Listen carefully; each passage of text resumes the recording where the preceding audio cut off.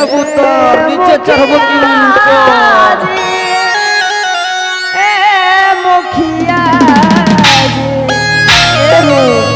जी मुखिया जी मन होखे बोले नहीं तारा वखाई बड़ा रस वाला बोले मुखिया जी मन होखे बोले नहीं तारा वखाई बड़ा रस वाला बोले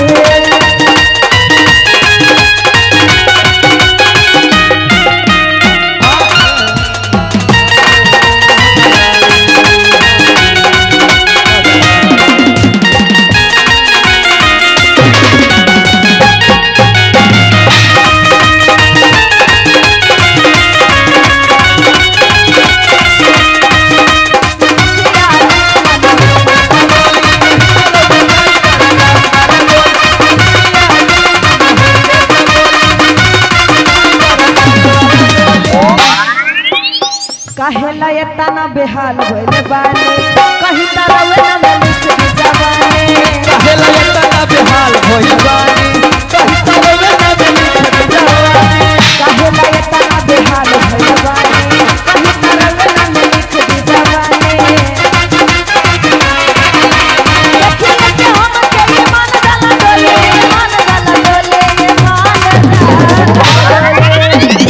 ए कबूतर नीचे चढ़बो की ऊपर ये हो मुखिया जी ए मुखिया जी मन होखे ता बोले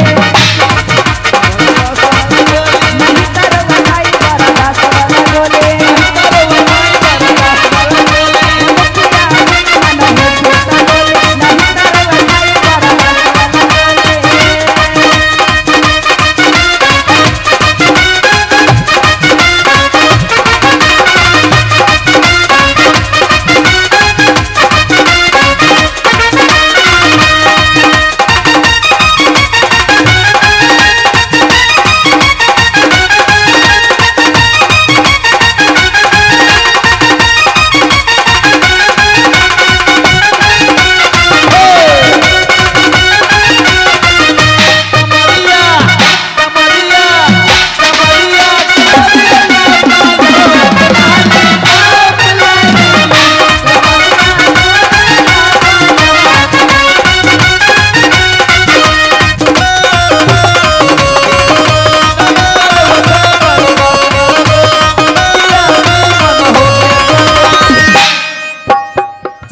बने रहुआ राइफल सटवले झूठे मुझे के रहुआ बाने देवरवले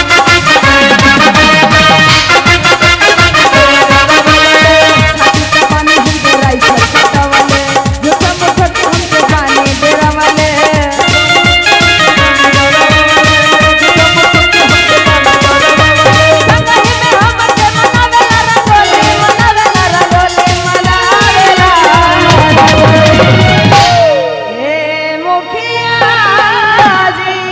बोलो बच्चे